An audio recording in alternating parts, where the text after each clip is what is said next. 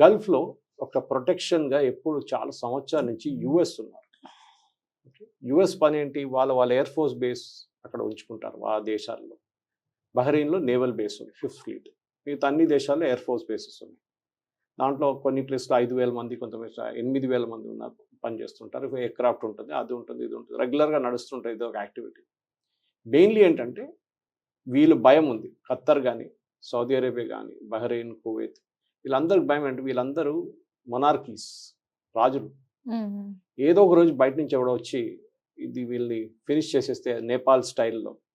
నేపాల్లో మీకు గుర్తుంటుంది, మొత్తం రాయల్ ఫ్యామిలీని ఒకటే షాట్లో చంపేశారు వాళ్ళు. అంటే వాళ్ళ ఫ్యామిలీలోనే గొడవ దాంతో. ఇట్లా మా దగ్గర కూడా జరగవచ్చు అని ఒక భయం ఉంది వాళ్ళకి. మీకు తెలుసుంటుంది Siri, Osama bin Laden Saudi Arabia నుంచి వచ్చారు. One of the richest families in Saudi Arabia. చాలా డబ్బులు ఉండేవాళ్ళు. Construction company, bin Laden company అని ఇప్పుడు కూడా ఉన్నారు వాళ్ళు. దాని నుంచి వచ్చారు. అంటే చదువుకున్నోడు టెర్రరిస్ట్ కాడు అని చెప్పి అదొక చాలా మంచి example. Engineer, that he was an engineer, bin Laden, Osama bin Laden. తో ఇదే సౌదీ అరేబియాకి ఇదొక భయం ఉంది ఎప్పుడు. ఒసామా అక్కడి నుంచి వచ్చాడు, ఇంకొక ఒసామా తయారెట్లా కాడు, వాడు కూడా కావచ్చు కోసం. రేపు చిన్న ఆర్మీని తీసుకొచ్చి మమ్మల్ని అందరినీ ప్యాలెస్ లోపల చంపేసి సౌదీ అరేబియా టేక్ ఓవర్ చేసుకోవచ్చు. ఈ భయం వాళ్ళకు ఉంది. సో దానికోసం ఏం చేశారు వాళ్ళు, యూఎస్ని పిలిపించుకున్నారు. ఖత్తర్ కూడా అదే చేశారు, ఒమాన్ కూడా అదే చేశారు, బహ్రెయిన్, కువైత్, అందరూ. ఇరాక్ అయితే చెప్పక్కర్లేదు, ఇరాక్లో గవర్నమెంటే లేదు, ఉందంటే ఉంది అంతే, సద్దాం హుసేన్ పోయిన తర్వాత. వీళ్ళు ఏం చేస్తారంటే even Jordan for that matter, US బేస్కి డబ్బులు ఇస్తారు. ఎందుకు, ప్రొటెక్షన్ మనీ, హఫ్తా అంటారు మన దాంట్లో, గుండాలు కలెక్ట్ చేసుకుంటారు. అంటే మమ్మల్ని కాపాడుకోండి, మీరు 2,000, 3,000, 4,000 మందిని పెట్టుకుంటే ఈ డబ్బులు మీ దగ్గర, వాళ్ళ జీతము ప్లస్ మీ ఖర్చు అంతా చెప్పి మా కోసం వచ్చారు కదా అంత దూరం నుంచి, సో ఇది మా వైపు నుంచి డబ్బులు. ఇట్ రన్స్ ఇంటూ బిలియన్స్ అనమాట. ఇది నడుస్తున్నప్పుడే ఇప్పుడు ఈ యుద్ధంలో వీళ్ళకి అర్థమైపోయింది, అమెరికా మమ్మల్ని కాపాడరు, అమెరికా వాళ్ళ పని చూసుకుంటున్నారు. ఓకే, వాళ్ళ బేసెస్ కాపాడుకున్నారు, కానీ ఈ ఒమాన్ మీదో, కువైత్ మీదో, బహ్రెయిన్ మీదో బాంబులు పడుతుంటే అమెరికా ఏం చేయలేదు. వాళ్ళు దాన్ని ఆపడానికి ట్రై చేయలేదు. వాళ్ళన్నారు మా బేస్ మీద వచ్చి పడుతుంది, మేము మా చూసుకోవాలి కదా ముందని చెప్పేసి. సో ఈ గల్ఫ్ స్టేట్స్కి అందరికి అర్థమైపోయింది, రేపు ఇంకా యుద్ధం ఇరాన్ కొంచెం పవర్ఫుల్ అయితే ఇంకా మమ్మల్ని ఎవరు కాపాడరు, యూఎస్ ఇక్కడి నుంచి వెళ్ళిపోతారు, మేము ఇరాన్ ఏం చెప్తే అది వినాల్సి వస్తుంది. ఇరాన్ దగ్గర ఆయిల్ ఉంది కానీ డబ్బులు అంత ఎక్కువ లేదు, వాళ్ళ economy is total shambles. Complete ఈ శాంక్షన్స్ 47 సంవత్సరాల నుంచి శాంక్షన్స్ పెట్టిన తర్వాత వాళ్ళ ఎకానమీ అస్సలు గ్రోత్ లేదు, ఏం లేదు, ఇన్ఫ్లేషన్ 100% ఉంది. కానీ సౌదీ అరేబియా దగ్గర ఏముంది, డబ్బులు ఉంది, విపరీతమైన డబ్బులు, ఆయిల్ మనీ. పాకిస్తాన్ దగ్గర ఏముంది, న్యూక్లియర్ టెక్నాలజీ ఉంది. టర్కీ దగ్గర ఉంది, 2nd లార్జెస్ట్ ఆర్మీ నేటోలో. దాంతోపాటు వాళ్ళది మ్యానుఫ్యాక్చరింగ్, డిఫెన్స్ మ్యానుఫ్యాక్చరింగ్ చాలా స్ట్రాంగ్. వాళ్ళు వార్షిప్స్ తయారు చేస్తారు, డ్రోన్లు తయారు చేస్తారు, మిసైల్స్ తయారు చేస్తారు. దీంట్లో అన్నింటిలో Turkey is an expert. So 3 advantage ఒకటేసారి వచ్చింది. అఫ్కోర్స్ పాకిస్తాన్ న్యూక్లియర్ టెక్నాలజీ మనం మిగతా దేశంలో వాడలేము, అది ఎప్పుడు అనుమతించారు, ఎవరైనా అమెరికా చూసుకుంటారు అది. కానీ వీళ్ళు ముగ్గురు కలిసి వచ్చినప్పుడు ఒక అపోనెంట్ అటువైపు ఉన్నప్పుడు ఇరాన్ చెప్తారు, చూడు మేము ముగ్గురు ఉన్నాం ఇక్కడ చూసుకొని, 4వ ఆయన వస్తున్నాడు, ఈజిప్ట్ నుంచి వస్తున్నాడు, మేము మిమ్మల్ని కొడతాం, మమ్మల్ని కొడతాం. ఇది నేటోలో ఆర్టికల్ 5 అని చెప్పి ఒక సెక్షన్ ఉంది, నార్త్ అట్లాంటిక్ ట్రీటీ ఆర్గనైజేషన్. దాంట్లో సేమ్ కండిషన్ అక్కడ కూడా, ఎవరి మీదైనా దాడి చేస్తే, ఏదో ఒక నేటో మెంబర్ మీద దాడి చేస్తే అందరి మీద దాడి చేసినట్టు. దానికోసమే యుక్రెయిన్ రష్యా వార్ మొదలైంది.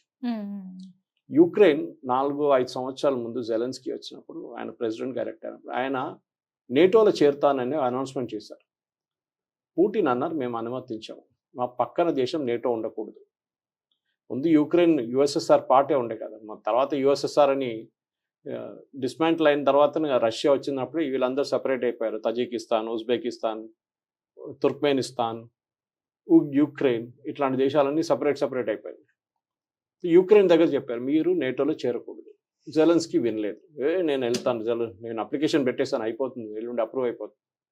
రష్యా ఆ రోజు నుంచి బాంబింగ్ దాడి మొదలుపెట్టారు. ఇప్పుడు మనకు తెలిసిన 4 సంవత్సరాలు ఎక్కడ ఆగట్లేదు. ఇక్కడ 1,00,000 మంది చనిపోయారు, అక్కడ 1,00,000 మంది చనిపోయారు.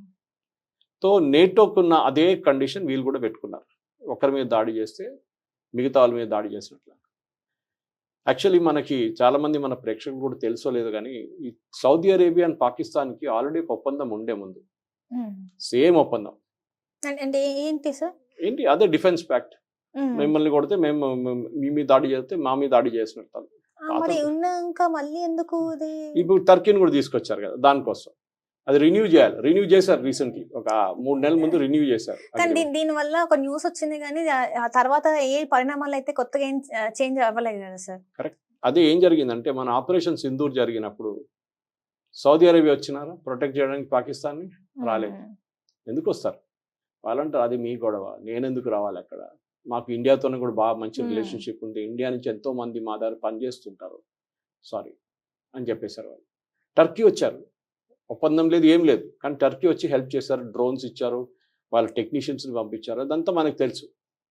ఓకే, సో మనం అర్థం చేసుకోవాల్సిందంటే ఈ ఒప్పందం పెట్టే అని చెప్పి ఇక్కడ చాలామంది ఛానల్ వాళ్ళు ఫోన్ చేసి అడుగుతున్నారు నా దగ్గర, సురేష్ గారు దీంతో ఏమైనా అవుతుందా, రేపు సౌదీ అరేబియా మమ్మల్ని బాంబ్ చేస్తారా, లేకుంటే టర్కీ ఎవరిని బాంబ్ చేయరు. మీరు చెప్పినట్లనే ఈ సంతకం పెట్టి ఇంకు కూడా డ్రై కాలేదు, దానికన్నా ముందు అక్కడ ఉన్న హూతీలు సౌదీ అరేబియాలో అరామ్కో మీద దాడి చేస్తారు. అరామ్కో అంటే world's one of biggest refineries, oil refineries, దాని మీద దాడి చేస్తారు. టెక్నికల్లీ ఇరాన్ దాడి చేసినట్లని, ఇరాన్ పక్కన పెట్టండి, హూతీలు చేశారు కదా. సో వీళ్ళేం చేయాలి ఇప్పుడు, సౌదీ అరేబియా మీద దాడి చేసినప్పుడు పాకిస్తాన్ అండ్ టర్కీ కలిసి హూతీల మీద దాడి చేయాలి. చేశారా? చేయరు. హూతీలు కూడా భయపడతారు వాళ్ళు. అంత భయం ఉన్నప్పుడు ఎందుకు సరే దాడులు చేయడం? మరి ఎవరు ఇప్పుడు ఎదురుదాడి చేయనప్పుడు ఇవన్నీ ప్రగల్భాలకి వెళ్ళడం ఎందుకంటే ఆప్టిక్స్ అంటాం మన ఇంగ్లీష్ లో. ఒప్పందం ఉందా? ఉంది. అది యూజ్ చేస్తారా లేదా తర్వాత చూసుకుందాం. ఒప్పందం ఉంది. ప్రతిదాడి, అప్పుడు దాడికి ప్రతిదాడి అనేది ప్రతి ఒక్క వార్లో సహజం. ఆ దాడికి మీరు ప్రతిదాడి చేయనప్పుడు ఇంకా ఒక రకంగా మీ పరువు మీద తీసుకున్నట్టు అవుతుంది కదా. అదే జరిగింది కదా. ఇప్పుడు ఏం జరిగింది, ఇప్పుడు పాకిస్తాన్ సంతకం పెట్టారు, రేపు పాకిస్తాన్ మీద భారతదేశం మళ్ళీ దాడి చేస్తారు, టర్కీ వస్తారా? రారు. సౌదీ రారు. ఎందుకంటే వీళ్ళు అంటున్నారు మీ అగ్రిమెంట్ లో డిఫెన్సివ్ అని రాసాం, ఒఫెన్సివ్ అని రాయలేదు. అంటే మా మీద దాడి చేస్తే అప్పుడు మేము డిఫెండ్ చేసుకుంటాం, మేము వాళ్ళ మీద దాడి చేయం, మళ్ళీ మీరు ఎందుకు పెట్టుకున్నారో ఒప్పందం? ఇదే అర్థం కాదు. మనం ఈ జియో పొలిటిక్స్ బోర్డులో చూసినప్పుడు ఈ లాస్ట్ ఒక 6 నెలల పాటు, లాస్ట్ జూలై నుంచి చూడాలి యాక్చువల్లీ, ఫస్ట్ బాంబింగ్ జరిగినప్పుడు ఇరాన్ యొక్క దేశం అసలు వాళ్ళ మిలిటరీ పవర్ ఎవరికి తెలియదు. తెలుసా అంటే తెలుసు. ఇప్పుడు సద్దాం హుస్సేన్తోని ఆల్మోస్ట్ 8 సంవత్సరాలు పోరాటం చేశారు వీళ్ళు, మీకు గుర్తుంటుంది, ATR వార్ అంటారు దాన్ని. ఈ ATR వార్లోనే సద్దాం హుస్సేన్తో వీళ్ళకి అర్థమైపోయింది మేము యుద్ధం ఎట్లా నడిపించాలి. సద్దాం హుస్సేన్ దగ్గర చాలా మోడర్న్ ఆర్మీ ఉంది, ఇరాన్ దగ్గర శాంక్షన్స్తో అసలు ఆర్మీ లేదు, ఆయుధాలు లేవు, ఏం లేవు, కానీ అప్పుడు కూడా వాళ్ళు అడ్డుకున్నారు. 8 years, 8 సంవత్సరాలు.